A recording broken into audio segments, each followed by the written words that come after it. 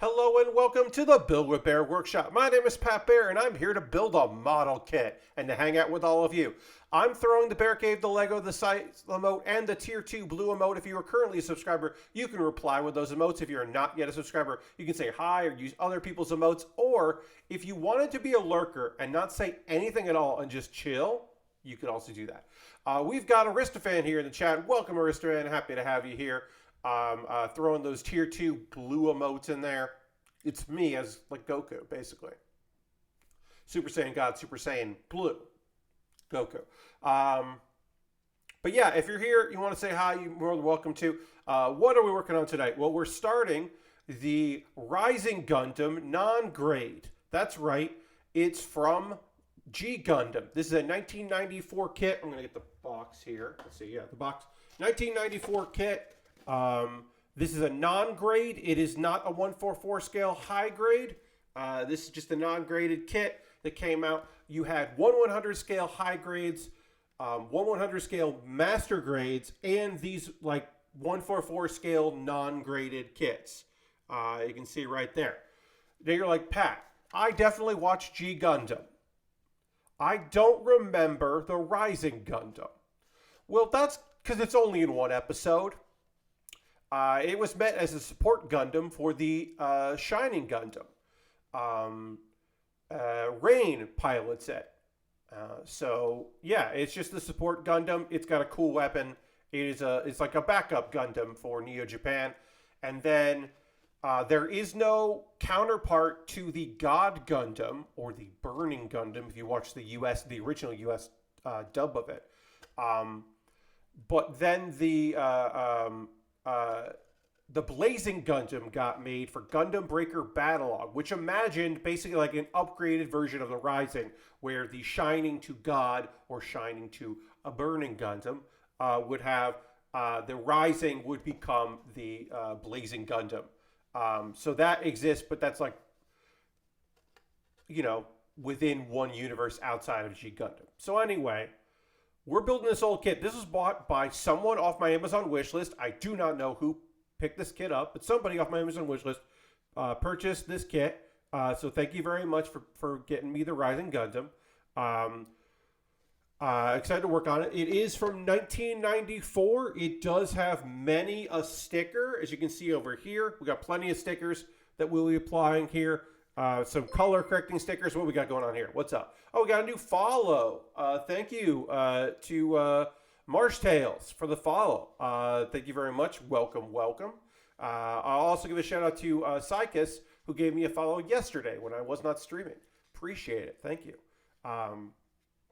Welcome everyone to the old Build with Baer. Lashbrook is here. Hello, Lashbrook. So yeah, working on this kit. You also may have noticed, hey Pat, this does not look like your normal setup.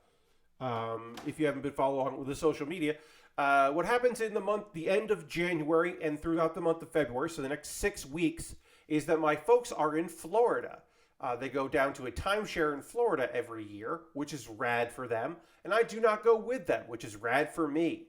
And because I am in this house by myself, I can take my setup and leave the bedroom. And I come out here and I set everything up in here, and then I will fiddle with it over the next several days. So like, not just getting the overhead camera right, but like, do I like the placement of my set behind me? Should I move that bookshelf that I have set up? Should I move the stuff that's over here? Can I find something to put those boxes on to make it higher so that they're higher up? I probably should do that because the tray tables behind it are in the shot, and I don't love that.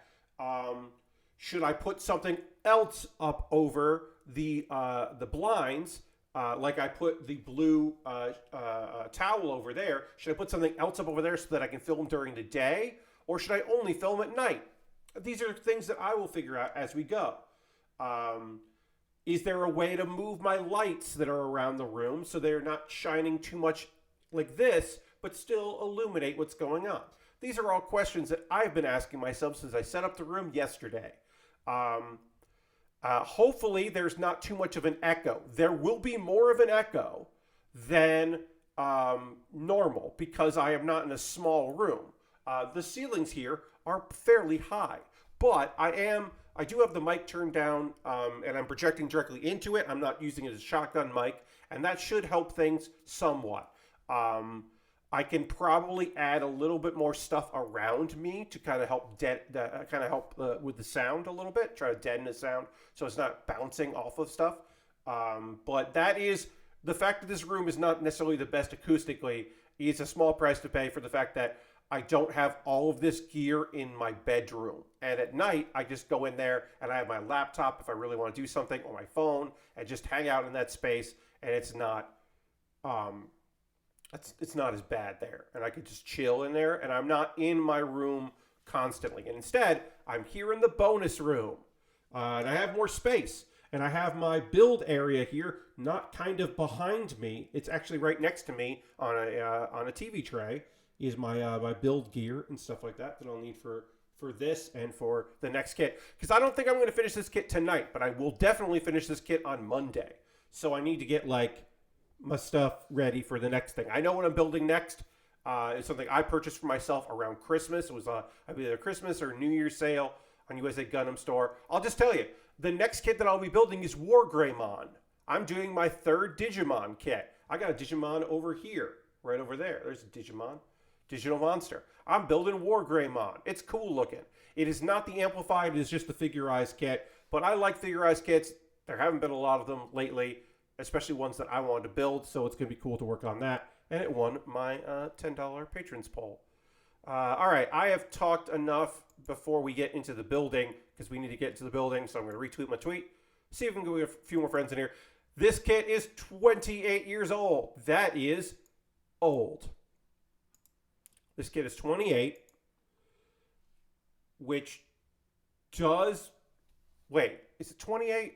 Yeah, 1990... Well, no, maybe it's not 28 years. Math is hard. No, it's like 20 years old. Well, no, because 20 would be 2004 to 2024. So, yeah, it's almost 30 years old. I was right the first time. 1994. That's nonsense to think about that. But it's true. It reminds me that I got into Gundam a couple years after G Gundam came out. So I have been involved in the fandom in some capacity for many, many years. And that makes me feel fairly old, but that's okay. Let's go to the overhead. Hey, it's the overhead. If you missed Thursday's stream, not only is all of this is new, and that must feel weird, but also this is new. I got a mat to build on, and so that's new. And you're like, oh, that's cool, Pat. You got a mat you're working on. This is not, my overhead camera will not be exactly in this position on Monday. I'll tell you that. Because right now, I want to build here, but my arms want to build here. But if I do, I could just do that. Yeah, I guess I can. My arms really want to build here, so I'll just do that. I don't know yet. Everything's not set in stone, but it was enough for me to be able to stream. But yes, this mat, along with, it came with the same day as the Gundam we're going to be working on here. So I can't tell you for sure that these were purchased by the same person at the same time, because it was anonymous. I didn't get a note. So I don't know if these were bought by the same person. If they were, that's rad. If they weren't, that's also rad.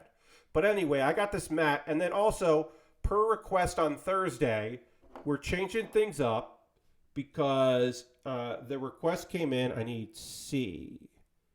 So A, B, why? Okay. A, that's B. These are C. Great. The request came in. Hey, could you flip the camera around and then mirror it, the overhead camera? And I was like, I definitely can flip it.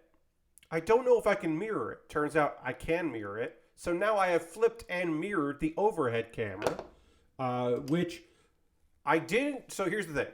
I mentioned this a little bit on Thursday. Why haven't I done it sooner? Well, I've only had this overhead camera, the camcorder, for a while. Before that, I had a webcam. The usual, like, Logitech, like, C whatever, that, like, everybody has. Like, kind of the standard. I had that for a very long time. And then I realized, well, I have this camcorder that I only use for filming conventions at this point. I occasionally shoot video on it, but most of the time I don't use it for video. I just use it for convention stuff. Can I get a external capture card and use it as a webcam? And the answer is yes, I can do that. So we've been doing that. And it's worked, I would say, pretty damn good. All right, so these are just not, look, there is like B, but also they're just numbered. And so in here, it doesn't say like B5. It just says like 43 and 45. So this kit, even though it has A, B, C in D, it also just has numbers, which is weird. That is a weird choice, but that's what we're doing for 1994. A lot of color correcting stickers, lots of quirks in the instruction manual. That's just something we're going to be dealing with tonight. So anyway, and this also slides around a bit. So I'm still not 100% on this. I think if I was zoomed in like this more, you wouldn't see like, but then I have to be up more and I don't want to be up more. I don't know. I don't know yet, friends. I don't know quite what I'm doing with all this. I'm going to widen a little bit. Is what I'm saying. What I'm saying is I don't know quite yet. But anyway, when I upgraded to using my camcorder, it was a Panasonic, the quality certainly went up of the overhead camera. But what also happened was I was able to do more than I've been able to do. Now I have a way better zoom, which means the camera can be higher. That's the real reason, the only actual real reason that I like that is the my previous webcam had digital zoom, but it only could do so much. And so it had to be fairly close to my build surface. It had to be basically just barely above my webcam that's pointed at me. Otherwise, the camera would pick up the other camera. Now I have the digital zoom. This digital zoom is way better on, and it's a physical button, so I don't have to go into settings in OBS. I just have to hit,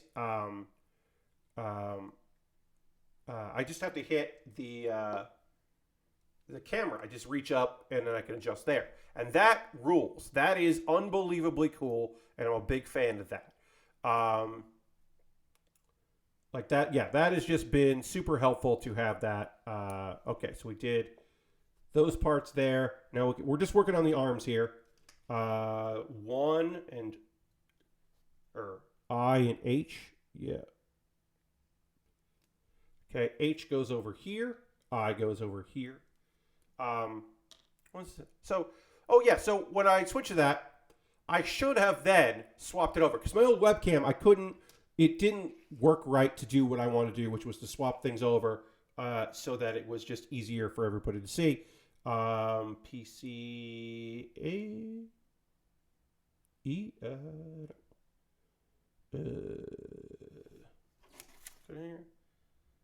B.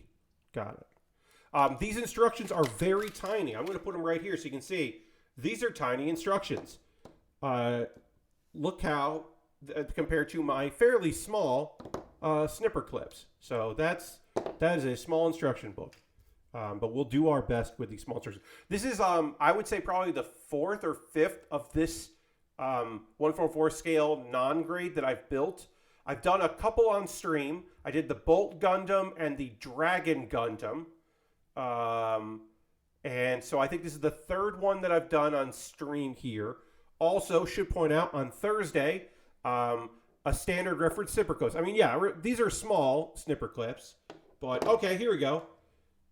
It's slightly taller than a Gundam marker, and it's taller, but not super much taller than a Sharpie. Here you go. It's barely taller than a Sharpie. We'll put that there. The Sharpie's in the middle. So that's I think that's a pretty good reference for people. Okay, so 17. Okay, so 17 is more of these pieces here. No, these are 13 or 37, not 17. Okay, getting it, figuring it out. Oh, I was saying I pre-ordered, and I'm very excited to soon have in my collection in July the Gundam Rose from G Gundam. They're doing a high grade premium Bandai kit. I'm very excited to have that as part of the old collection and getting there. My right now, I should say, my pre-orders are a little low. Of like, I only have 5 kits waiting for me coming in the next months. I have the Luft from it's a pre-order. It says Q4, so who knows when that's coming? I do not know when that's coming, but that is of course sorry, so 35 and 38, or is that 36? So 36 and 38 are on this side. Okay, great. The Luft from G Witch is pre-ordered from USA Gundam Store, but we don't know when that's going to arrive. It's a high grade. That was the first from G Gundam that I purchased. Although the second one is the first one I built, which is right over here. I got Ghoul's Delanza or Bob's Delanza over there. If you like Bob, I built this Delanza, which is fun. So that kit's there. So that is coming in question mark. We don't know. Don't know. When I know, you'll know. In February, I'm getting the Heavy Gundam from HG from Premium Bandai.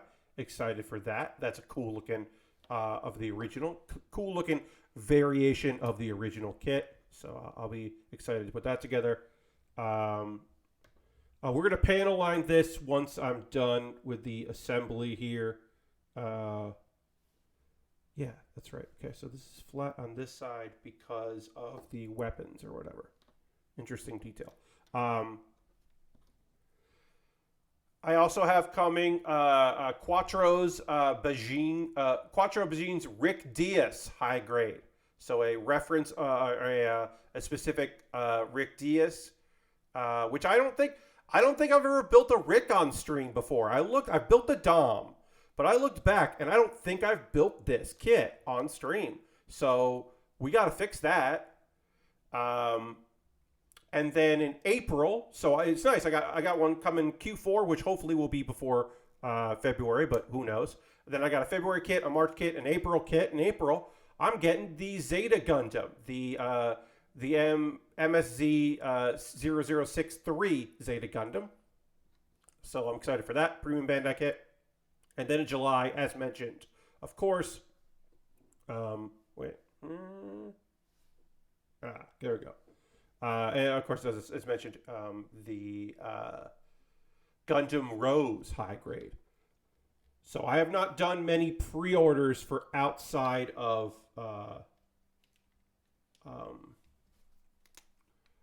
the Premium Bandai stuff. That's just the feeling I've had lately. Okay, so I am going to do this because there are shoulders it'll cover. I'm going to do the first here in black and just look, because this is gray. This should be clear here. Yeah, that's gray compared to the white there. Shit's gray. So I'm going to use black on this. Often the lightest color of a mobile suit I will use gray on, but because this is already gray, I have decided to just use black on it. But if I change my mind, when I put this first mark down, I was like, that'd be fine because that'll probably be covered up by the shoulders. So you wouldn't necessarily see it and it would be okay if I did that a little wrong. But I think I think black is going to make this pop a little bit more than gray on gray would have. So we'll do that. This isn't for display or anything. Speaking of model kits, we're talking about model kits that I have. We're talking about model kits that I'll be building in the future. We should probably talk about the future of Plamo Weekender. For those that don't remember, Plamo Weekender is a charity event that I have taken part in the past, that I will continue to take part in, that will be happening this year in April. That's all I'll say. It's coming in April this year again. We will still be raising funds through multiple people over multiple streams from all across the world. raising money for the Cure Alzheimer's Fund. And I will once again be renewing my commitment to every $50 raised during the stream. I will stop what I'm doing and I will open a random trading card pack. It could be a TCG. It could be like movie or TV cards. Well, those are really popular from various areas. It could be sports cards because last year I got a really good deal on sports cards. I have not started collecting any of those. My goal this year is to not spend money on Amazon to get cards. I got to line up about a 45-minute drive from here. There is a card, there's a mall with a card shop in it that also sells comic books. And also, I believe, has some like tabletop stuff in it. But I am going to go there and scout that place out. Because what I've been doing lately is, the past 2 years that I've done this, is I just bought stuff in bulk on Amazon. But the shipping cost, like, I paid for it, and that's fine. But I'm like, if I didn't get shipping. Also, I bet some people don't put some certain stuff up that they otherwise would probably sell. And I'm also going to reach out to Aaron Trites, which I just haven't done about that. Aaron and I chat on occasion these days, you know, my buddy Aaron. But I wonder if he could either be on the lookout for, or maybe he has in his collection, some shit for me for some card packs for me to open up. But yeah, I'm excited for it. I have the kit that I'm going to be building for that stream. And here's the other thing. Maybe you in chat would like to throw in some ideas there. What would you like to see me do with a built kit? Like, if I have 2 hours like I had last year, I barely get any building done because I'm going to spend 30 to 40 to 45 to 50 minutes opening card packs, which fucking rules. So I don't really have a lot of model kit building in my stream, and I want to do something. But I know what I want to build, but like, what if I like already had it and I could do something to it? Do you have any suggestions of what you would like to see me do with a built kit? Like something that I would build on stream as a way to help promote for the weekender, or I'd build it on my own time. But I probably would like to build it on stream because it would be nice to be like, hey, this is what I'm working on, and hey, oh, why am I working on this? Well, because we have the weekender, and maybe like if I didn't finish it before the weekender, my weekender shift, I could like finish it up on my own time. Instead of like finishing it over. But like, let me know in chat, and I'll probably open this up as we get closer to the event, like on the Discord and YouTube, not YouTube, but my Twitter and such. I'll probably open that up for conversation. But yeah, if you have any thoughts of like, Pat, you should do this, or you gotta do that, or like, you should like paint it with acrylic paints because you're not going to use an airbrush, or I'd like to see you add glitter to a kit, which right now you might be saying that sounds weird, but in context of the event, maybe you would understand. Tease, tease, tease. But yeah, I would say, like, you know, if you got thoughts, I would like to hear them. If you're like, oh, you should do this, Pat, or whatever, let me know. I got to apply a bunch of goddamn stickers here. I got an eye sticker. I got a head camera sticker. I got a chin sticker. The chin is on here, so I got to add a chin sticker to this thing. And we got to do some panel lining. We'll probably panel line first and then add the stickers other than this sticker here. So we'll do that. We'll do panel lining and then add some stickers. Lashbrook says, I remember there was a dry brushing technique with sponges you were kind of interested in for last year. Okay, yeah, like a dry, doing some dry brush stuff. I could see that maybe. Random idea. Take 2 kits and shuffle up the components, Aristophan says. Okay. I could. So, this year, we're doing a you don't have to take part in it theme. I will not tell you what the theme is. You might be able to guess based on, if you're following Plasma Weekender, you may have seen some posts that may have made you think, oh, okay, there's a theme. There is a theme, and my kit fits that theme. And maybe that theme, the idea about glitter, fits with that theme. It does. It very much does. So maybe I could take a kit that I would be building and then get some other components and do a kit bash. It is not Pilk. Pilk is always... Drinking something terrible is always going to be a thing. Unfortunately now, since year 2, it is now a part of the weekend. Is drinking something terrible is an optional part of the weekend, but I will not be taking part in, because if I drink something terrible, I will want to stop streaming, and I don't want to stop streaming. I want to raise money for charity and also hang out with people. So I won't be partaking in bad beverages, but other people certainly will. No, unfortunately, Aristophan, the P in Pilk, the ILK does stand for milk. The P stands for Pepsi. Somebody had started doing it somewhere in the anime and Gunpla and the Plamo community, and it was popping off around the time of Plamo Weekender, and so people that did not have incentives, you did not want to know. It's not bad, says Lashbrook. So people that wanted incentives, it was presented of like, well, you could always, if you raise a certain amount, have some Pilk. And people were like, what's Pilk? It's Pepsi milk. It was popping off, indeed. So some people did that. And I did not take the Pilk challenge. I do not want to drink. Here's the thing. I only want to drink water during a stream. I don't even want to drink soda during a stream. But I definitely don't want to drink Pilk ever. Especially during that. And I would have had to do Diet Pilk anyway, because that's all I have. And I don't want to do Diet Pilk. I don't want to do regular Pilk. All right, so this is going to fit on here, which is kind of fun. So we're going to put the eye sticker on first, and then we're going to shove these parts together.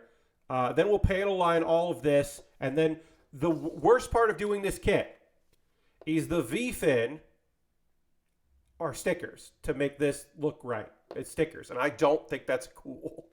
But we'll do that after we put we got to put the eye sticker on first. So, and then maybe we'll have to adjust the eye sticker, but we'll try to get this on and make it look good, and hopefully it will. We'll find out right now. So yeah, kit bashing. The Aristophan suggests kit bashing, and that's interesting. I might be able to do some kind of kit bashing with that. Also, the dry brushing technique is an interesting suggestion. If I have the kit done, then I can be doing some painting, like some dry brushing techniques for it, which would be not bad for me, because I will be in my bedroom again in April. I always look. Here's the thing, right? Do I want to move out of this house and back to New York? Of course I do.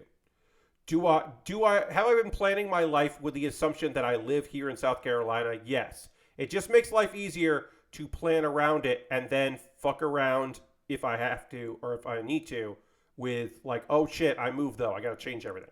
So right now I am just under the assumption that for Plamo Weekender, I'll be here because it's a lot easier. But if I'm here, and especially in my bedroom, I do not want to do airbrushing or anything like that. I don't want to have a mask on, and then, like, I don't want to buy a lapel mic just to have it underneath the mask. Like, no, none of that shit. None of that shit. So, but if I'm using a dry paint technique, that might be something that I could play around with, because the paints wouldn't have fumes that would be toxic for me to have just out and about. It's bad enough that I use this Rust-Oleum, the Tetheros liquid cement.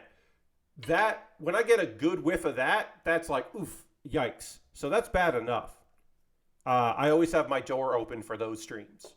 It's the only ones where I have that open. So, okay, so we're going to panel line this first, and then we're going to apply stickers. So we'll do that. Marker doesn't really seem to want to adhere too well to this plastic from 1994, which is fine.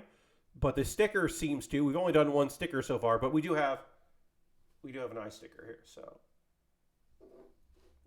yeah, turns out I do want to build in a different spot that I'm building. So I have to adjust the placement of this camera because I'm not liking where it is. So we'll get to that. We're just going to panel line everything and then stick a sticker. We'll clean it up and then stick a sticker over.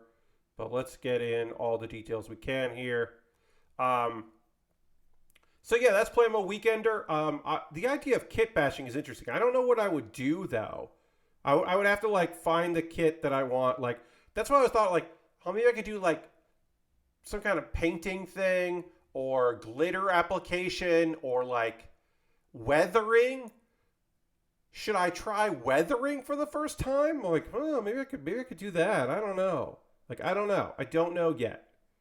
And also whatever I do on that stream, I have to be able to stop at any point and open up packs of cards. That's the other thing, right? Like I gotta do that. You could build one of these. It says Dirty. Dirty sent a link here. Oh. Okay, yeah, like a paint set. Yeah, I could get like a paint set. I do have a kit that I want to build though, that is on theme with this charity event. So I do have a kit that I want to work on. What I'm going to do with that kit, like I said, I may have said this before you got here, Dirty. Also, hi, Dirty. Welcome. What a thing I can do is build the kit before the stream starts instead of like, on the weekday streams before the charity event as a way to promote. Instead of starting the kit during it and then not finishing it. The first year, we almost finished in 3 hours. The second year, last year, I only had 2 hours, and I was nowhere near finished with that kit. I have built a pod, the wooden pod, and then I built that like Gundam aged dragon kit, which was really fun. Just to kind of build stuff that was like different, that wasn't like very like humanoid. But this year, I'm going to do a humanoid because it's on theme. A humanoid mobile suit. But I do need to figure out what to do with it. I do like the idea of, I don't know if I am, maybe weathering. I don't know. I have months to think about it, but like the first like official meeting happened this weekend. The first like, hey, let's talk about this thing because it's going to be in a few months happened. So that's gotten me thinking of like, well, what am I fucking doing for that? Yeah, I know what kit I want to work on, but like, what am I doing with it? All right, so now we have a bunch of stickers that we have to apply to this head because this head needs stickers. It needs a chin sticker. It needs a forehead sticker, or the camera, like the front-facing camera kind of thing. And then it needs the V-fin sticker, so we'll do that. Other things we can talk about. We talked about the room. We talked about that stuff. Other things. Playmo, Weekender. Let's see. When is a heel turn not a heel turn? When the person is justified doing it. It's not a riddle. It's not meant to be a riddle.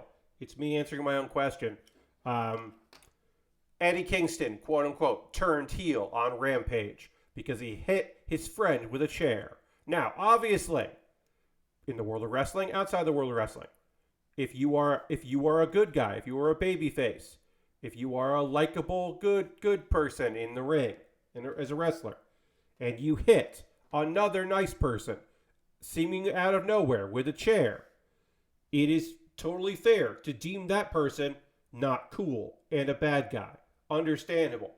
But in the context of what's happening in the show, it's understandable. So Eddie Kingston hit Ortiz with a chair. They are friends. They have been tag team partners for much of last year. Currently, there was a whole thing where like House of Black, who are like, they're goths, but they're metal goths, but they're like industrial goths, but like they're creepy, but they're not spooky, but they're spooky. Anyway, they were fucking with a bunch of people, but then they didn't fuck with Ortiz. And it was like, well, is he not worth being fucked with? But then Eddie was like, what's going on with that? But then they made it seem like Eddie Kingston was going to hit Julia Hart, who's from House of Black, with a chair. And obviously, he wasn't fucking going to hit her with a chair. But because Ortiz and Eddie are like second-guessing one another, Ortiz was like, you were going to hit her with a chair, man. What the fuck? What's going on? And Eddie's like, no, I don't. What are you talking about here? No. I'm not doing this. And then Eddie hit him with a chair. And so we're supposed to boo Eddie Kingston because he hit Ortiz with a chair and he's overreacting and he let the House of Black get to him and all that. That's what we're supposed to do. But me, I'm just like, Eddie's right.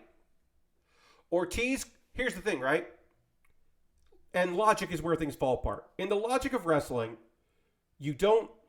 nobody watches the show they're on. You only see what's in front of you in your eyes or if someone plays back the tape, right? So, even though on camera, filmed, you can see Julia Hart come with a chair, try to use it, Eddie takes it away from her and turns and looks at her. She screams like he's going to hit her, even though he's clearly not. And then Ortiz gets mad at him. So you can see that. Ortiz has not watched that episode of Rampage. So the logic of it is that Ortiz is an idiot.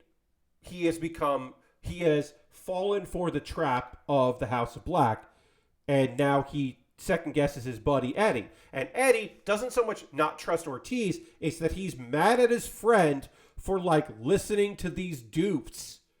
And he is, you may argue in some ways, he is tired of having to explain himself because his friend should fucking understand what's going on. So Eddie, in my opinion, Eddie Kingston, not fucking wrong here, not the bad guy. And here's the thing. Eddie Kingston is very good at playing the guy who is not wrong. He's not fucking wrong.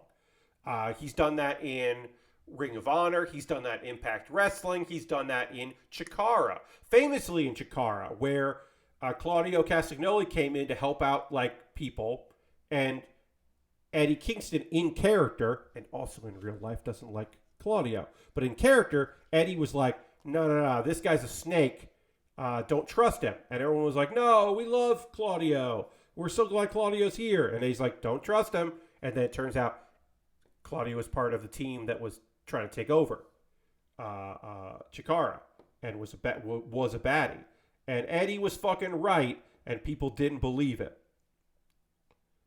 And then Claudio beat Eddie once, and there was a no count out, and then the blow off, or he was 1-1, I can't remember, but should have been a blow off, but then Claudio went to NXT. No, that's right, he didn't go to NXT. He went to Florida, FCW, and then he went to main roster. So, anyway, Eddie's not wrong. Eddie's not a heel. You can't get me to boo Eddie yet. There may come a point. Here's the thing. The audience did not boo Eddie when he started, like, when they were going down to, like, oh, Eddie's unstable. Oh, Eddie's the loose cannon route. When they were doing that, the audience was just like, nah, we still like Eddie. So they had to have him attack Ortiz, but Ortiz is being foolish. Now, if Eddie continues to attack people, and he starts attacking people that I don't think are foolish, then maybe you got something there where you're like, oh yeah, okay, well, we gotta boo Eddie because Eddie's not in the right spot. But right now, I don't think Eddie's in the wrong. So we did all the head stickers, which was the hard part. This kid is so weird. You build the arms first and then the head, and now we're building the core lander, which is how the pilot gets into the kit. They pilot this up into the pilot pilots it. The pilot drives this up into the kit, and this kit, this vehicle becomes the backpack of the kit. It is a weird thing in G Gundam that I like. It's in some other stuff, but specifically in G Gundam, this is a weird thing where it's just like, yeah, and then you just fly this backpack up in. It's just what you do. Oh. And then the cockpit of it swings open like this and sticks into the back of the kit. And then, of course, it would open, and then you put on your cool bodysuit, your weird skin-tight bodysuit, and then you are piloting your mecha. But yeah. Flies like this, and then pops open eventually, like that, and sticks in there. And then this becomes the backpack. Let's hit this with the brown here. This is all one color. This would be multiple colors, if not for the fact that this is a, it is what it is. From the world of wrestling, After Dynamite and Rampage, there was a Ring of Honor show that's going to go, tribute show that is going to go up on Ring of Honor's Code of Honor website, and it'll also be on the Ring of Honor YouTube show for free. Our YouTube channel for free, like I said. That is a tribute to Jay Briscoe, who did unfortunately pass away this week, untimely in a car accident. And there were some people who were Ring of Honor dudes and ladies at one point. Had some armbands on Friday on SmackDown, and Michael Cole did indeed pay tribute to Jay Briscoe because the first match was a tag match, which the Briscoes are certainly known as a tag team. And it was weird hearing Michael Cole say the name Jay Briscoe. He didn't say Ring of Honor, but he did say Jay Briscoe, and that's just weird. And I think that's appropriate and nice, but it is still weird. It's just an odd thing. It's an odd bit of business, but yeah, it was appreciated. Hello, welcome, Nikkei. We're working on the Rising Gundam from G Gundam. You're like, the kit that was only in one episode of the show. But he's a cool concept and a fun kit there. Got heavily damaged in that episode. It might be in other G Gundam media, like manga or something that I've never read, but I know for a fact it's only in one episode of G Gundam. But we're working on that. This is from 1994. It is a very old kit. This could be a re-release. It could be the plastic. It could be the plastic is not that old. That's certainly possible. But the instructions are from 1994. The plastic says 1994 on it. They did make a lot of these. I would not be surprised if this is legitimately from 1994. But I can't tell you for certain that it is. But anyway, the design is certainly from fucking 1994. This is the 144 scale non-grade kit, not a high grade, because the high grades were all 1/100 scale, which they only, as far as I know, the only high grade 1/100 scale kits that exist out there are G Gundam kits and Gundam Wing kits had the 1/100 high grade. There might be others, but I think those are the only ones. So forgive me if there are other ones. Obviously, there's the RE100 kits, but I'm talking about high grade 1/100 scale. Yes. We did talk about the Blazing Gundam, which was from Gundam Breaker Battlelog, which was parts of the God Gundam with some new stuff, and that did get a high grade.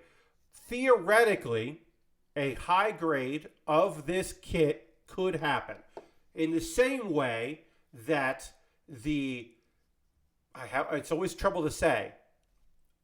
It's not the Death Scythe Hell. It's the Heaven kit. What's the first one? The Heaven kit that came out, which is just a Death Scythe Hell high grade, which hasn't come out yet. The Death Scythe Hell could certainly come out.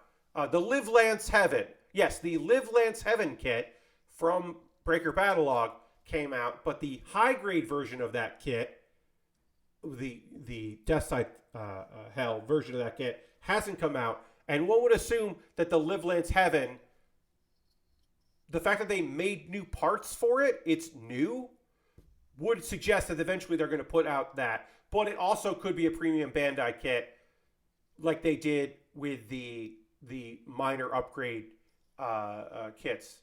They could also just make that a premium kit. I don't know if they will or not, but they certainly could do that. All right, so we did the lander here. Now we're working on the legs. Again, this kit all over the place. You do the arms, you do the head, you do the core lander, then you build the chest and waist together. But we're going to do one leg and then the other leg. E and A, great.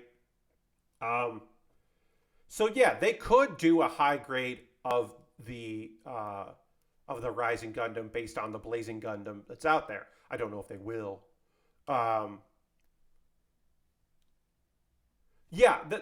Basically the fact that they didn't use an old version of that, and it's a newer, it's part of the newer line of kits, does make me think that it would happen, and I would like that. I like building death sites. Love building death sites on here. I have built death sites and death site adjacent things like the Love Phantom, or or the Blitz Gundam. Things that are not death sites but are like fucking cool. Reminds me of a death site kind of shit. Like we built all those kits. So I would love to at some point also build a new death site. And of course, we built the death site that had the like Wing Gundam wings on it, which was fun. That was a fun little bonus kit. But yeah, would certainly like to do that in the future. Get these polycaps off, and we'll get into that. Let's see other things we could talk about here. Okay, I got some news for you. We'll throw in some news stuff here. Let's talk about Fish Plays Pokemon, and how that didn't go great for a Japanese streamer, Let's Play person. So you may remember, like, Twitch Plays Pokemon. Well, there's somebody that does this. That started doing this 2 years ago. That it's a YouTuber, I should say, YouTuber that does videos where they have set up a way for like a board where, depending on where a fish, and it rotates the fish in and out of this environment, depending on where the fish swims, that will correspond to commands that are made. And so they were playing Pokemon Violet or Scarlet. I don't know which one. My apologies. The article I'm reading did not specify. But anyway, a couple of fish were in there, which was a mistake. Our streamer walked away, which was also a mistake. And then the game crashed. But the fish were still swimming.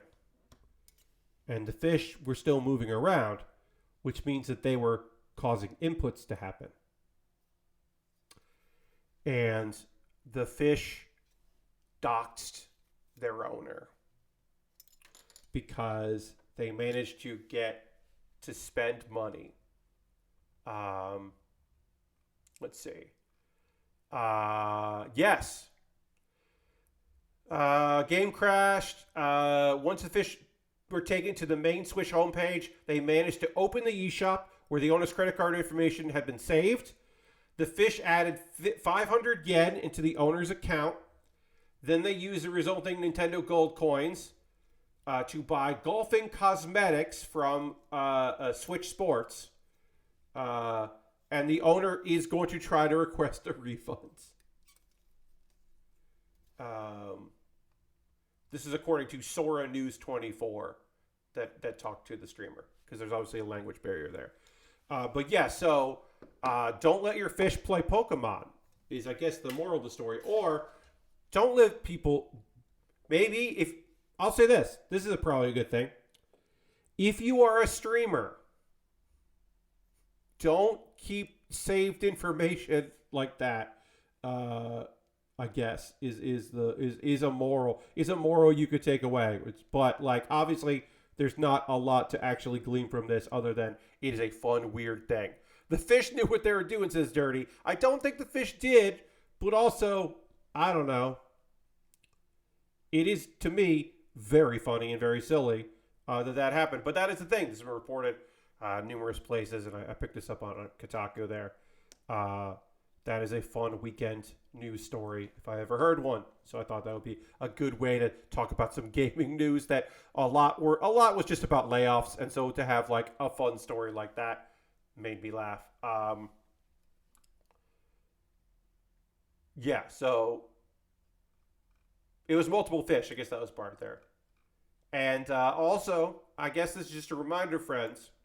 It's very important to recognize that you got to look out for phishing schemes.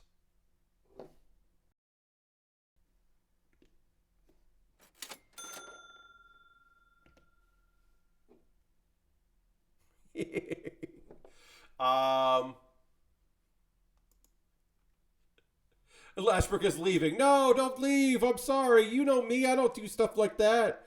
I don't do stuff that's not me. You know this isn't me. That's not my style. Hey, guess what? Rockstar's Grand Theft Auto trilogy is back on Steam and is apparently working compatible for the Steam Deck. If you want to take a big gamble, you may remember that it was taken off because everyone was like, "Hey, this sucks." And coming in late January, it'll also be on Epic if that's where you prefer to buy your definitive edition, which you may remember also. Leading up to them putting out a definitive edition, they were like, and also the old versions aren't gonna. We're delisting the old versions because we want you to buy the definitive edition. And then people were like, fucking fine, all right. And then it wasn't good, and they were like, shit, all right, yeah, we'll figure it out. Well, apparently they figured it out. It's still bad news. Still bad news, everybody. You know what I'm gonna do for Monday's stream is I'm gonna get some kind of something to put underneath this.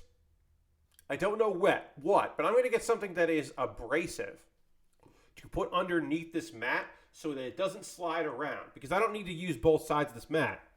But what I do need is for me to not be moving this around without knowing I'm moving it around.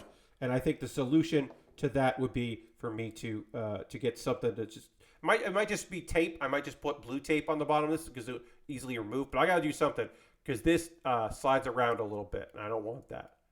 So I gotta do something. But I gotta put something on here. But maybe it'll just be blue tape. I'll experiment. I'll do some experimenting tomorrow. Try to get this shit together. Anyway, the Steam version is listed as playable. The definitive edition came back all the way back in November 2021. And many platforms released, replaced the GTA 3, Vice City, and San Andreas. And on Steam, they just delisted it. And then you also had to buy it through their store. It's going to be 50% off till February 2nd, so you can get it for $30. I wouldn't. I would wait to see if it's better. Because it was bad. And then you don't get the music and all that. But I don't know. I would say wait on that. But if you're just like, I would like to have these, you can. Let's see. Another update here. Let's talk about this because we kind of talked about this. We haven't really talked about the best crossover in 2023 is coming on January 31st. I will be streaming this. It's coming out that day. The next update, which also coincides with the launch on the PlayStation Store of Power Wash Simulator. One of my favorite games of 2022, Power Wash Simulator, is out. You can buy it at any place, but also, I bought it in early access, and I had been playing it quite a bit. Okay, 4 and 5 are, let's see, this, not that, not that, not that, so it's got to be this. Where are you? Oh, it's 51. Number 58. That's what I need. I need 58. Great, you're right there. Hey, Lord Crashington, welcome. So yeah, Power Wash Simulator, I should say, has a free update to coincide with that. It was published by Square Enix, and so it has a tie-in with Tomb Raider, and you're gonna clean up. Lord Crash says, I got all the achievements for Power Wash on Xbox, so I'm ready for new content. Yeah. Well, new content's coming because you're going to be able to Power Wash Lara Croft Mansion from the early games, which is weird. No word on if there's going to be a butler character wandering around following you. And there's like a bunch of stuff in there to wash. Just finishing up the special jobs now on my Steam version. Okay, nice. Trailer came out. It's just a deal, right? Because it was just like probably easier for them to make this deal. Because if you're like, that's a weird choice, it is a weird choice. I think it's a great choice, but it is weird. You're not wrong for thinking that it's an odd one. We'll be able to power wash Tifa's bar in Final Fantasy VII. Probably not, John, because I don't know if they're going to make that kind of a deal in the future. I feel like they were like, hey, what kind of crossover content could we make with our who we can get in touch with? That was probably a low priority. I understand him, John. Also, hi, I'm John. Probably a weird deal since Square Enix sold them off during the course of working on it. Yes, it probably started as a really cool deal and then became a weird deal that kind of had to happen because of Square Enix being Square Enix and changing a bunch of things on them. I'm sure it was like, because it's going to come to PlayStation, so we'll have this come out. But it also has to be a game that's not a PlayStation exclusive, so it can come out on other platforms. So it's not that kind of a thing, because that will make customers feel annoyed. And I would have been very annoyed if it was if it was an exclusive. It's not. So it has to be something that's multi-platform. Dinosaur sculpture, Egyptian artifacts. Basically, we're going to clean a bunch of stuff that does not belong in a museum. It belongs with the people that it was stolen from. So we'll have to discuss that kind of thing. Certainly, the role of archaeology and the role of private collectors and all kinds of shit like that. Will we have to clean up? We have to power wash the blood of various tigers that have been murdered? I don't know. Probably not, because she doesn't really do that so much at home. But certainly, who knows?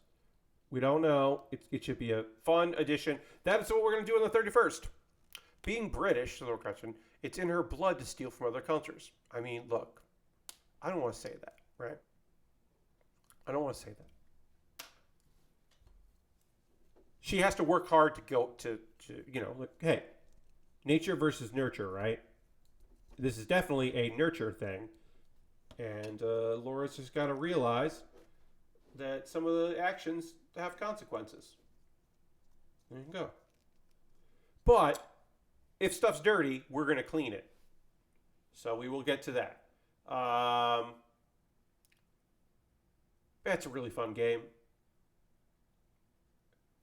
The trailer showed an internal home area, the facade of the home, a garden-like area, and a vehicle. Yeah, we get to power wash a muddy vehicle, and that's fun.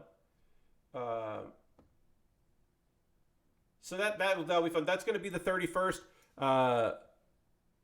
She killed a T-Rex, and it's like I should prop this up on my manor. Yes, look. Yes, if I killed a dinosaur, I'd probably want to put it up somewhere so people could see that I killed the fucking dinosaur. Like, I get that. I get that more than I get other stuff. And then a Stadia exclusive is saved by sneaking it into the Steam version of its sequel. So Gunsport. This is a Necrosoft game. They tweeted out, Stadia is shutting down tomorrow. This means all exclusives like the original Gunsport will blink out of existence. But since we care about game preservation, we've made an offline version of Gunsport available in the Steam version of Hyper Gunsport through the beta channel. So it's not online. Someone will probably figure out a way to do that. I'm sure that's out there. I'm just not aware of that myself, so I can't comment on that. But basically, somebody will figure that shit out. But if you buy Hyper Gunsport, you can then get the offline version of the original Gunsport, which they ported and snuck into the game, so that game is now not on the no easy way to play list, because it was a Stadia exclusive. And then they were like, oh, we'll just do something. That's fucking rad. I think that's very cool. I hope we hear more stories about that, about developers figuring out ways to continue to support their games. But yeah. That's a quick little story that I just thought was neat, and I wanted to share with y'all. It is a bonus if you are ever thinking about picking up Hyper Gunsport. You can get the old original Gunsport, which is just cool that exists. Let's see. Is there anything else about that story? Hyper Gunsport came to consoles and Steam in 2022 because the first game came out in 2020.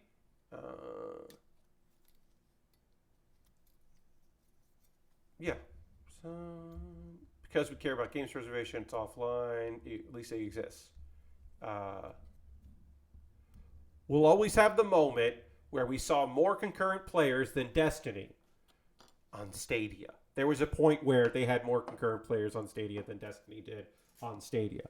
And that is true. That is something that no one can take away from them, which is a cool, weird thing to say. You do have to add in Stadia, but it is still true. It's still true that they did do that, which is cool. Yeah,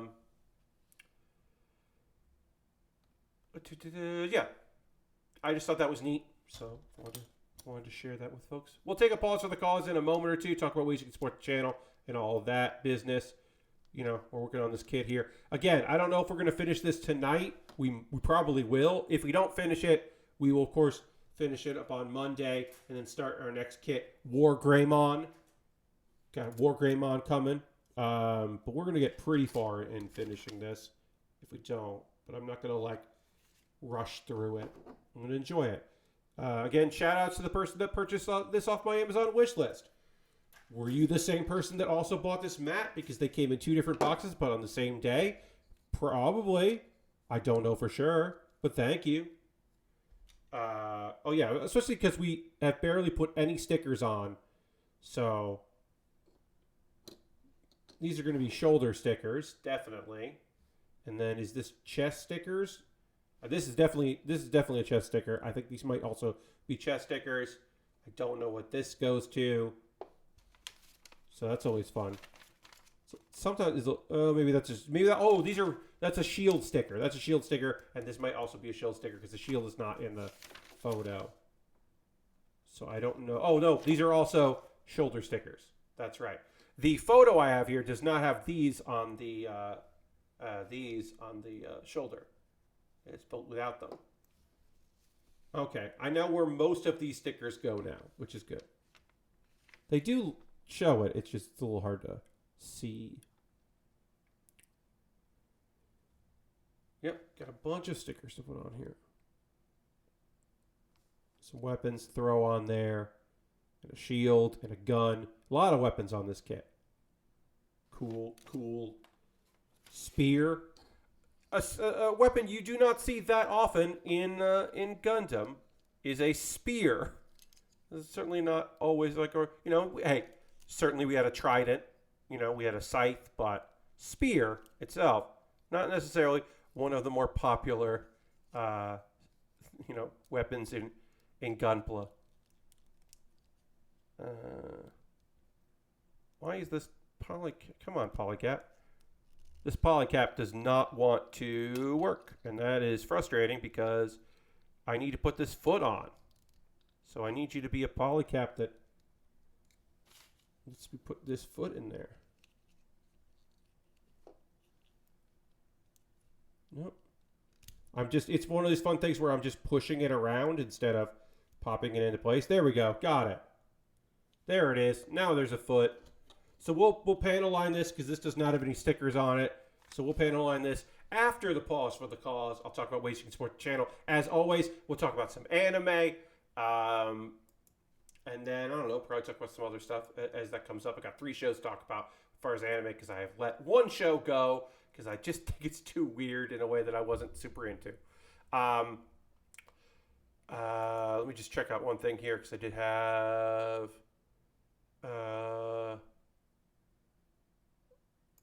Oh, yeah, the follower there. What? Okay. No, I don't want that. What the hell? Sorry, I got a weird email asking me to do a thing, and I was like, no. Anyway, hey, are you a subscriber to the Bill with Bear Workshop? If yes, throw the Bearcade, the Lego, the Scythe, and the Tier 2, if you're a Tier 2 subscriber, blue emote in the chat and let the people know. Being a subscriber is the easiest way to support what I do here. Through Cash Money or through your Prime Gaming token. If you have Amazon Prime, you link that with your Twitch. You get this token you can use for somebody. Please use it for me. That is the easiest way to support what I do here. There are other ways to support me, but that's definitely the easiest way, is right through Twitch. You could gift a sub to someone in the community. Lysandus and Aristophan have gifted subs, which is rad of them. So thank you very much to Lysandus and Aristophan. But you could gift a sub anonymously or take credit and join the gift sub leaderboard. Bits and coins are always appreciated if you want to cheer. Ironhide the Fourth and Harold have both cheered. They're on the cheer board, which is really kind and lovely of them. And yeah, that's the way to support me through Twitch, but there are other ways to do it. I'll go through these as quick as I can, and then we'll get back to model kit building. I have a Patreon at patreon.com/PatBaer. There's a $1, $3, $5, and $10 tier. Sorry. There are different rewards for the different tiers. You can join over in there if you'd like to do that. See if there is a tier that is right for you. Things have been going along fine on my Patreon. No real growth, but also people haven't canceled in a while, which is great. I would love to grow it more. I'm happy that it has not diminished. Let's see. Got the Patreon, got that. YouTube. Hey, I got a YouTube channel, youtube.com/PatBaer. I post videos there every other Monday and every single Wednesday, and I'll talk more about those individual videos soon. And sometimes I do bonus videos like I did on Thursday, which I'll also talk about soon. Did you know that you could become a member and you get my Wednesday videos on Tuesday? That's right. I sent you a message with the link to the Wednesday video for all my members on there for $2 a month. And also, you could just watch videos, and that'll help me out with AdSense. And then, if you don't want to help me out on a monthly basis, but every once in a while you want to throw me a couple bucks, I've got ways to do that directly that you could always do if you would like, through PayPal or Coffee or Stream Elements. And everything I make through direct donations that I just mentioned there, through YouTube, which includes the AdSense, through Patreon and through Twitch, all goes into a fund. I take money out of that fund. I buy model kits with money out of that. The next kit that I'll be building, War Greymon, came from that fund. But if you don't want me to build those things, like I'm going to build War Greymon next. But if you're like, Pat, I know what I want you to build next. You could, just like the person who purchased the Rising Gundam, which I am currently working on, you could buy something off my Amazon wish list, and then I would shoot a dedicated video about the thing that you purchased, and then that would jump the queue and become the next thing that I build. We'll take a look at that now. I've got all kinds of things on there. I'm going to definitely add more cheap Lego. Right now, I don't have the cheapest Lego on there is $15, which is still cheap for Lego, but I would like to add something a little cheaper in there. It's nice having some cheap options. But I've got some Lego sets. I've got some model kits, including the Rose Gundam. I could build a Rose Gundam in the scale that I'm building the Rising Gundam before I get the detailed version. I get this other version. I've got some inexpensive kits, some expensive kits, kits with free shipping, some with Amazon free shipping, like a bunch of different things. Some stuff that's on sale, some stuff that's way overpriced and is nonsense. I will be happy to build all these various kits that are on my wish list. And sometimes I buy stuff on the wish list for me anyway, because it's just a good, easy way to know where there are kits and I can find the stuff I'm looking for. Hey, that's fun. The Maxter 1/100 high grade, a kit that I built in the 90s but haven't built on stream, has dropped in price. It's now $41, which is a lot for a high grade. It's probably double what it was when it came out, but it's understandable these days. It's an old kit. I got very expensive stuff at the bottom, and then some gear, because it's always nice to have gear. If you were like, oh yeah, I would buy Pat a chair that's way better than the chair he has. Sure, you could do that if you wanted to. You could do that if you wanted to. You don't have to do any of these things that I'm mentioning here, but if you would like to, it would be rad. We're going to get back to building in just a moment. I will say that I have an alternative to my Amazon wish list, which is my Throne wish list. It's nice to have an alternative. I have to go and update some of that stuff that's on my to-do list, but there's still some things in there, some gift cards and stuff like that you could pick up there if you wanted. And then, of course, you could always go to USA Gundam Store, buy a gift card, and send me a code in the mail, and I will take that and buy something with your gift card code from USA Gundam Store, and it will probably be something from G-Witch if that's available, because I would like to build more from G-Witch. Let's see, other things. If you want to support me and you don't want to spend any money, join my Discord. There are nice people in that Discord. It is a good time, so you can check out the old Discord. Let's see, video links. Hey, check out the latest episode of Pat Baer's Anime Club. The latest regular numbered one, which is my top 10 for 2022. That's right, I did an anime top 10 list for 2022. It's about a half an hour. I go through all of them, explain why I like them, why they're on the list. If you would rather read it, I have a co-host post of it. You can go to my co-host and check that out, because sometimes it's nice to just read if you don't want to watch a video, and instead you just want to read. You could do that. I am going to chose this. Chose that again, just because so people might have missed it. And then I have a new Pat Baer's Anime Club that's up just temporarily. I mean, it'll exist. I'm only going to mention it temporarily. Crunchyroll does their yearly anime awards. Voting started on Thursday. Voting ends on the 25th. So if you want a guide, a 40-minute guide about all the categories where I go through everything, because the timing didn't work out for me to do it live, so I just recorded it. But you have until Wednesday to vote. And so I figured I would at least mention it a couple more times that I made that voting guide. Went through all the categories, talked about what I was going to vote for, what I think should have been included on the list, which includes a lot of fall anime that didn't make the list because of when things happened. Look, do I think the second half of G-Witch will get a lot of love next year? Yes. Next year's awards, I should say. But, like, there's some stuff that should have gotten listed that didn't because of when it came out, and that sucks. Because fall was so good. And then Baerly Rehearsed is an ongoing video series that I do every Wednesday where I perform a piece that I have written, and I promise you I have rehearsed it. It might have been barely rehearsed. It will be barely rehearsed. But it is rehearsed. Sometimes I'll be off book. Sometimes I'll be reading off my reader or off the screen. But I will try to change things up. For this third one, I took an actual script of a promo commercial for a video game that is a scam, and I replaced a lot of words with the word scam and changed the language to meet. I did like an honest trailer, but for a scam video game. And luckily, the people that are obsessed with that game because they're in on the con or do not believe they're part of a con have not found out that I made this, which is fucking great. Because somebody said, oh, you should have taken footage of the commercial and used it. I'm like, no. That's how they find you. I don't want anyone to find me. I want to make my thing, but also live in fucking peace. I just want people who know me to watch it and go like, good one, Pat. You really stuck it to them without having to go private on Twitter or something. Anyway, those are all the video links. That's all that. I'm going to talk about some anime. I got to drink some water because it is dry in here. So I'm going to drink a little water. Then we're going to talk about, let me do this.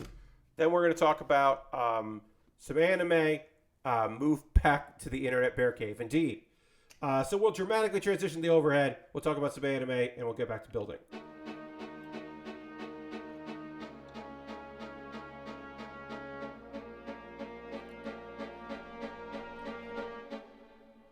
Yeah, I'm going to try some tape to see if tape will keep this from moving around. I gotta do something on here that won't scratch the table, but also will allow me more movement or less movement of this. We're learning, everybody. This is only the second day I'm using this, so, All right, let's panel line this, and then let's talk about anime. So, saving 80,000 gold coins for retirement. I am in another world for my retirement. The second episode already was just like, she's buying guns from a PMC? What the fuck? And this next episode where it's just like, no, I'm just not into it. I want to love it because it's a fun premise. I like a female-led isekai. It's goofy in a way that I thought was neat, but the more I watched this episode, the more I was like, the third episode, I was like, actually, I don't want to watch this. So, Just well, I let it go. You know it's a fantasy because he retires nowadays, right? Exactly. Um, yeah, I'm just like not feeling it, so I let it go. I just had to let it go, friends. Um, but we'll talk about the shows I did watch. So I will say I was busy today. I did some cooking. We'll talk about that after I'm done with the anime talk. I did some cooking today, so and some meal preps for other things, and so I was like, shit, I don't have a lot of time. So I don't have a detailed overview of this week's episode of Endo and Kobayashi Live, the latest on the Tsundere Villainess, Lieselotte. I do not have enough about Lieselotte, the further events of that, so I'll just give you an overview. My big takeaway from this episode is, oh no, do they not have any money for this show? Because there was some fight scenes in the woods, and those fight scenes did not look fucking good at all, which is a bummer. There were a couple bummers about this episode. One being, there were vast stretches where we did not, as the audience, we did not hear from Endo and Kobayashi, who were supposed to be doing a Let's Play commentary. That's the fucking premise of it, is they do a commentary as they're playing, and then characters from the world can hear them. And that changes what's going on. Like, that's like the core premise of the fucking show. And there was a stretch where it's like, oh, it's fun because we get to see like these two characters who normally one would distrust the other and the other wouldn't be able to express herself. We get to see them like interact because now the cat's out of the bag that the villainess is just Tsundere. And so we were picking that up. But it is weird that like, oh, we do want to hear what's going on though with the other couple, but whatever. So that's my big takeaway.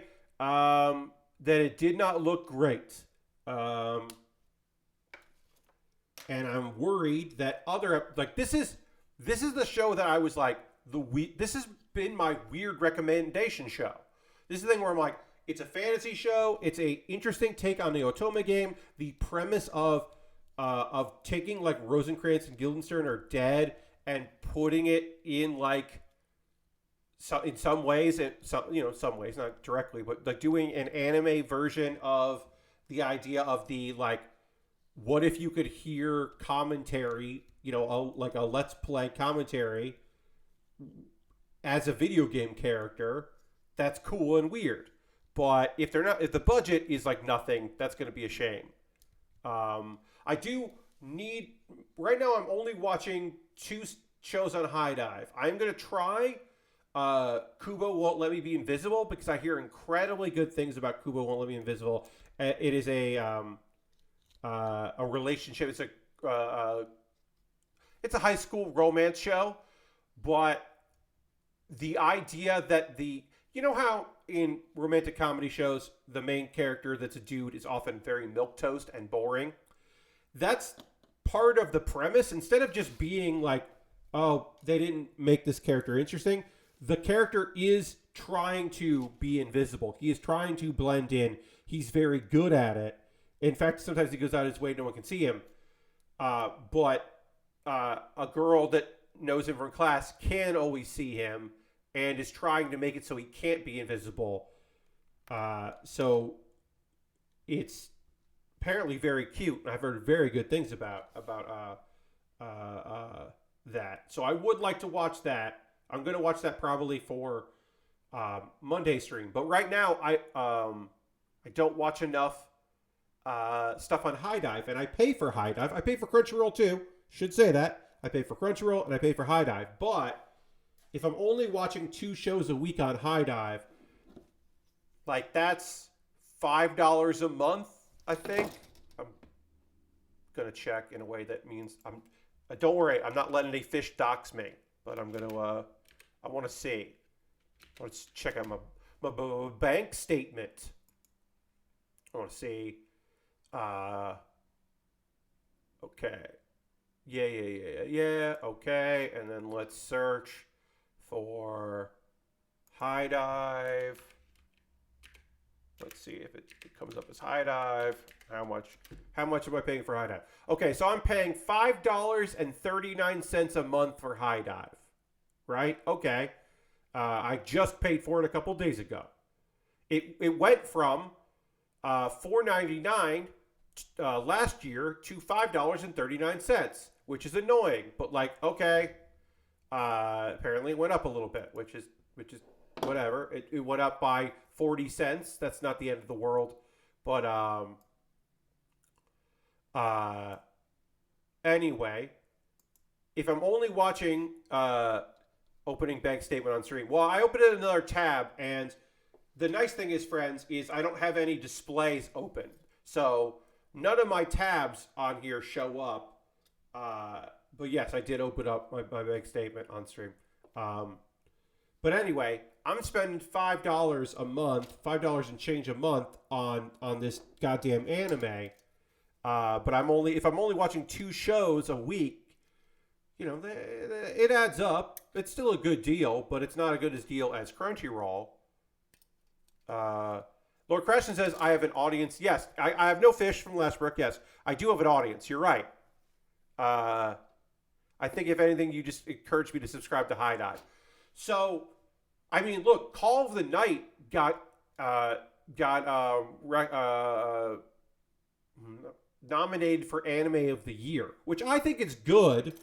I hope it doesn't win Romance of the Year because there are better romance anime out, but also because I think it's a creepy anime, but it's beautiful. It's fucking gorgeous. But High Dive has some good stuff. One of my favorite shows of last year was on High Dive. 2 of my favorite shows of last year were on High Dive. Trapped in a Dating Sim, I believe, was on High Dive, and I know for sure that Reincarnated as a Sage is, my Isekai Life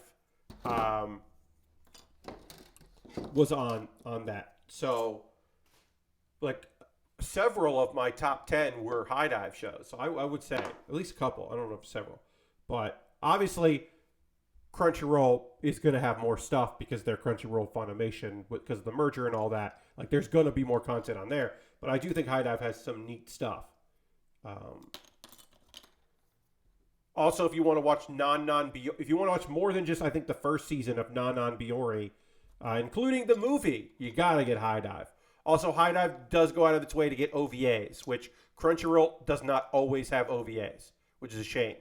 They'll have it for some, like, their most popular stuff, but they don't do it for, like, everything that just puts out, like, Blu-ray extras or whatever. But those will usually show up on High Dive, which is cool because they're a smaller service. They're owned by AMC. They got bought by AMC last year, so they're not, like, without a subscription, without a boss, but still, hopefully they'll be around for a while as the major competitor other than Netflix and Amazon Prime in Japan. And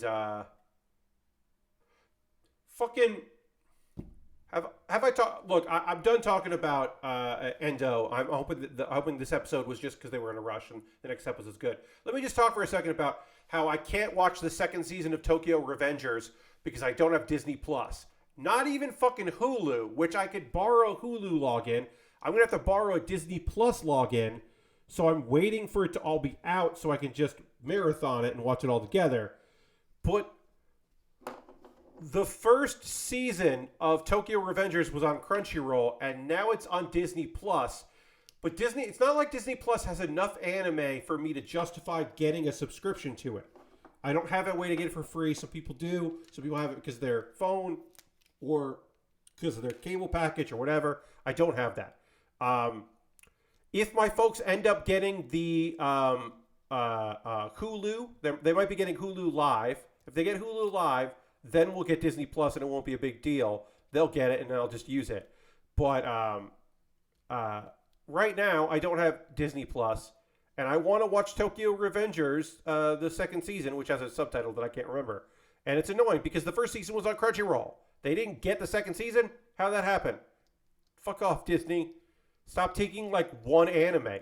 I've heard good things about Summertime Rendering, but that's like a death game anime, and that's not my style.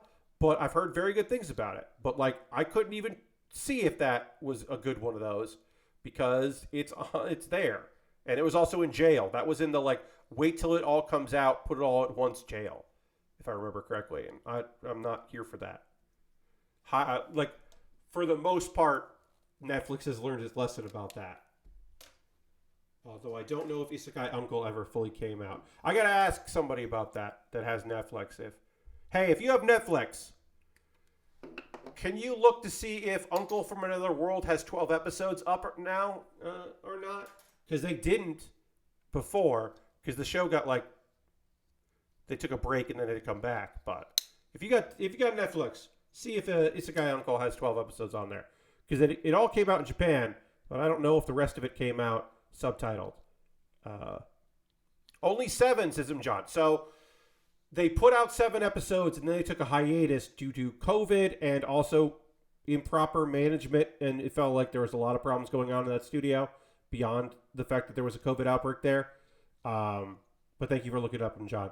And then the other episodes came back, and then Netflix was supposed to put them up, but it looks like they didn't finish it. So that sucks, because that manga is cool. And I hadn't seen any of the anime because I don't have Netflix right now. I was waiting for it all to come out. The plan was to watch the second series, the second part 2 of, which is not really the second season, part 2 of Komi Can't Communicate, and then to also watch that. But I can't do that. And then also I was going to see if I was ever in a good enough mood to finish Kotaro Lives Alone, which I've never finished because it's the most fucking depressing anime I've ever seen. The Juno Ito series is out on Netflix. Yes, Lord Christian, I have heard both very good things and very mixed things. I have some people say they finally did an Ito anime right, and I've heard other people go, why does Ito anime look like ass? So I've heard both things about that, but I won't know because I'm not watching it. Legs are done. But the thing that I have, Kotaro Lives Alone. That looks like a cute anime about a weird little guy, a cute, wonderful, weird little man who gets his own apartment in an apartment complex with a lot of people who are down on their luck and in weird spots and are running away from things. And through his lovable charm and his weird, speaking pattern, charms them and brings them all together as a found family. Except the part where it's the most depressing show I've ever watched, and I stopped watching it because people will lie to you and tell you that it's very cute and life-affirming. And it's not. It's cute and sad because there's a fucking reason this little boy is living alone where he definitely shouldn't be and trying his fucking best when he definitely should have a support system. And it sucks. And it's real in that it fucking wants to deal with that shit, which is cool, but also holy shit, I was not mentally prepared for that fucking anime. Spoiler alert for my video, Kotaro, Crunchyroll isn't doing Best Boy and Best Girl anymore, which is great. They're doing, and they're not doing antagonist and protagonist. They're doing main character, supporting character, which is all cross gender, and the Must Protect at All Costs award, which is kind of like the Best Boy, Best Girl category. And they have Boji. Boji is figuring it out. Boji can kind of take care of himself. But on that list is Kotaro. Now, Anya's on that list. And Anya must be protected at all costs. And Anya's probably going to win that category. But if you take it out of the Best Boy, Best Girl, and you look at the actual word for word of it, and you are legitimately looking for who is the character that must be protected at all costs, it's fucking Kotaro. People got to step up and step in and help out that sad little weird boy. I'm not even going to get into any more of it, but it fucking Jesus Christ. But yeah, people got that. Kotaro should win for that because God. Oh, also that was up for Best Comedy, and I was like, fuck off. That's troll. There are funny moments in that show, but it is not a comedy. That is a drama. That is a weird drama at best.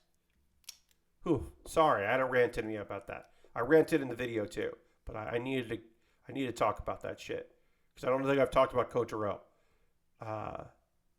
on this stream before, so I wanted to do it. Anyway, back to the anime I watched like today, this afternoon, and yesterday. Farming Life in Another World is so, y'all, do you need a trash anime in your life? Do you want an easy breezy, wonderful, chill slice of life? Then I recommend Farming Life in Another World, which is on High Dive, because shit's chill as fuck. Holy shit, Farming Life in Another World is chill, and you deserve it. Yeah, it's an isekai. The guy got a second chance in another world. He just wants to farm and have a healthy body because he did not have a healthy body in his previous life. And now he's got a demon showed up. She's cute as fuck. She decided to move there. She's like, we should get married. He was like, I guess we're married. Some wolves showed up and they were like, cool. And he's like, you can stay here and help and I'll feed you and you can protect the place. And they've had babies and some of the wolves stayed and some of them want to start their own families. A giant spider is there just hanging out, being fucking awesome. Zabuton, the fucking best supporting character in the show, just hanging out, being a cool giant spider. And then the end of the second episode, we saw that there was a character out in the woods, much like how Ryu was there. Anyway, this is Tia. Tia's an angel. That's right. We got a demon. We got an angel. Tia's trying to track down Rue because Rue has a bounty on her because she destroyed a village, but she was like, I had to do that, a town, because the noble was kidnapped me and imprisoned me there. So I had to break out. It's justified. And this is just to get me back there. No. But apparently, like, Tia's not, like, super keen on doing this part of it because she easily and immediately gets convinced to just live there and hang out. And she apparently is really good at farming, like instantly very good at farming. You know, who knows, maybe like because she's like relationship with the goddess or whatever, and you know, because she's an angel, but she's ready to go, doing it up. And they need more workers though, because they, you know, the wolves are doing protection duty. The spiders help out some, but like they just got 3 of them. So luckily, Tia's like, actually, here's the deal, right? I know 7 girls that don't have any place to live, but they're members of the High Elf clan, and they need to rebuild their population and find a new place to settle because they've been, you know, because of war and other stuff, they've had to go. There's only so many High Elves left. They're looking for a stable place. They would love it here. You know, they're High Elves. They'd be great at this. And so 7 girls show up. And so I just want to point out that in this anime, 8 new characters came in. Now, do we need to know a lot about the High Elves? Not really. There's one High Elf that later will become somewhat important. The leader of the High Elves there will kind of be important. But right now, we don't need to worry about that. But luckily, because they got long lifespans, that, hey, one's good at baking, some are good at blacksmithing, some are good at construction. And then our main dude, Hiraku, is like, hey, Rue, do you think the Demon Lord will be pissed off about what I'm doing here? Do you think that, like, we're on the Demon Lord's land? He's like, nah, that's fine. The Demon Lord definitely isn't going to care. He builds a waterway around the farm, and that's kind of how we end things. The Demon Lord, we will learn more about the Demon Lord later.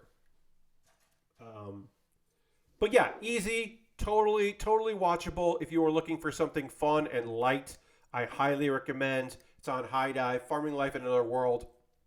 That and Handyman Saito are like the kind of easy watches this season of the Isekai Persuasion. I mean, there's at least one more out there. I can't remember the other one, but there's at least one other, like, really easy to watch Isekai that I just off the top of my head can't remember which one. That I would say like, oh yeah, you should watch that too. But like, oh, Campfire Cooking in Another World. Campfire Cooking in Another World is like fun characters and really light and easy and like totally enjoyable. So I would say that's probably also one you could check out if you were looking for something to watch. Let's panel line this first before we put the other parts of the chest on there. We'll at least get most of the body done here. And then we'll like finish this kit up on Monday, probably. Last anime I want to talk to you about, Buddy Daddies. So you may remember that if you were here last Saturday, you may remember that I was like unsure about Buddy Daddies. Buddy Daddies is about two assassins who work together and live together. They are just friends. There is no subtext yet. If there's going to be subtext, it's not there yet. But they're not like roommates. They're roommates. They are roommates. And they were roommates. Two dudes, one who's like cold and calculating, one who like gave up a stable life to continue his job and like misses out on his ex-wife and their child.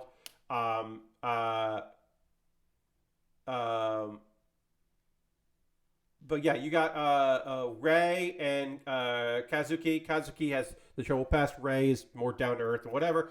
Anyway, through some shenanigans, they ended up with Miri. And Miri is like, was looking for her dad. I said, dude, they fucking had to murder. And so they did. But that guy was bad news anyway.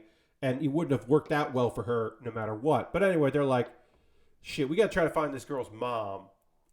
And I was a little worried the second episode because I was like, there was some action, but I don't know. This episode, I'm back on board. This show rules. This is a very fun series. I am looking forward to checking out more of it. Where did these come? Where did these go in? 6 and 8. Sorry, let me just. Is this part of the weapon? Where are these? What are these from? Sorry, give me a second here. That goes there. That goes there. It's not part of the body. What are these pieces? Where do these go?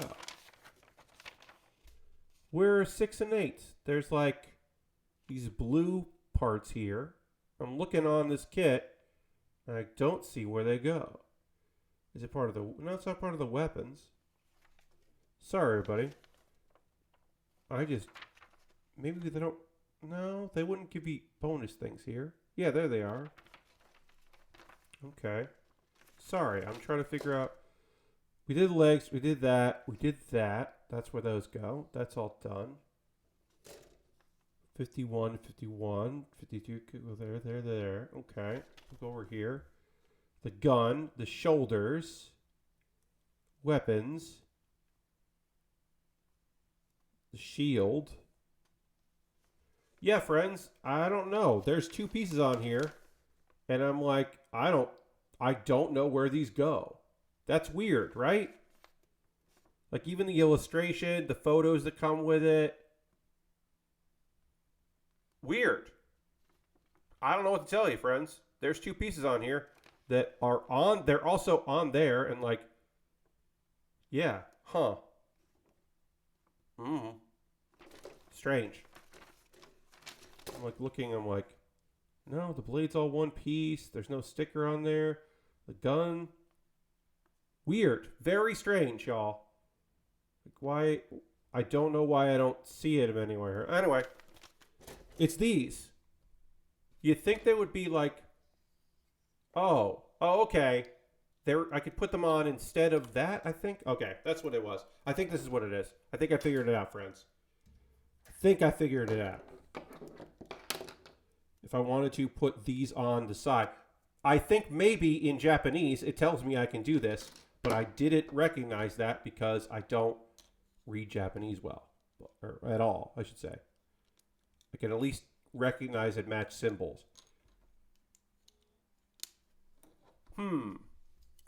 Which do we like better? Do we like the... I think the blue... I think it's neat. I think we should put the blue on there. I think we're going to do that. Even if it adds a little more color, right? I think like the leg is so gray that I think we'll give it a little more pop of color by doing this. I asked a question and immediately answered it for myself. Obviously, there's more panel lines on here on that version, but I think it just looks nicer. So we'll keep doing that.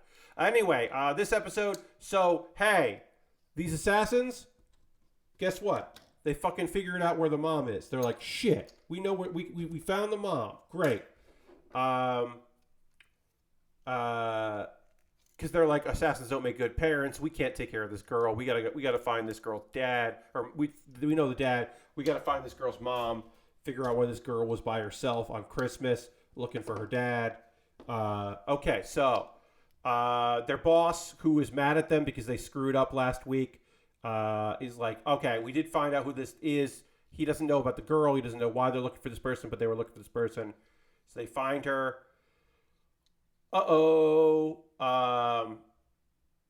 Turns out this girl is a singer and a prostitute, which we don't have any problems with. We do have a problem with the fact that her boyfriend is her pimp, which is bad, and also abusive. Does it only give you enough parts to do one side of the calf? Yes, it only is for the outside of the calf. So this part of the calf is part of the leg, so I couldn't replace this anyway. This part is removable, so I could do this piece or this piece. This piece here. So I'm doing the blue just to kind of mix it up. But yeah, this part doesn't come off. It's part of the leg. Yes. I agree. It's weird that these are here. It's weird that they're in there, but whatever. I think I think it adds a little bit of color to the leg, and so we're gonna go with that. Anyway, hey, the fact that her boyfriend is abusive is like, oh, that's a no-go. Ray, who's been looking after Miri, has been reliving the fact that, like, oh, he had a bad child. He did not like his childhood. He had a bad childhood. His dad raised him to be a killer and to fight. That's why he is the way he is. That's why he was like, definitely we should not be raised. We should not even consider raising this child because this is not a good environment for that. Turns out, while he's reminiscing, Miri runs off and he loses her. And then Miri's mom, apparently, the reason why she sent her daughter off is because she resents her being born. This is somebody that is traumatized by her life and has decided that everything would have been better if her daughter had not been born, which is fucking fucked, obviously. This show is light in some parts. This is not the light part of this episode, or of this series. And so Kazuki is just like, okay, well, I've abandoned, like Kazuki was like, I didn't abandon my kid, but I did leave, I take care of them financially, but I can't have them in my life, but I can't, the idea of abandoning a kid, that just, disgusted by that. Ray finds Miri, but then there are two policemen there, and they think that Miri is a lost child. And this is the moment, not knowing about the mom, right? This is the moment where Ray has this moment where he's like, maybe it's actually for the best that they think this is a lost child. They're going to, like, take her into custody. They, either they find the mom or they put her, it's probably for the best. We could just do that. But she's crying, right? Because she thinks one of them is her dad. And he's like, you know what? I could do better than my dad did. I could be there for somebody. So he retrieves her, claiming, "Hey, this is my kid. I'm the dad. Sorry about that. Thank you so much for finding my child." And so Kazuki and Ray take Miri home a second time. This time, they are going home as their fathers with their kid. And they are officially, as of episode 3, oh, everybody, check this shit out. They're baby daddies. That's right, the baby daddies are here. They're not calling themselves that. I'm calling them baby daddies. It's happening. We got the baby daddies. I need 1 and 2.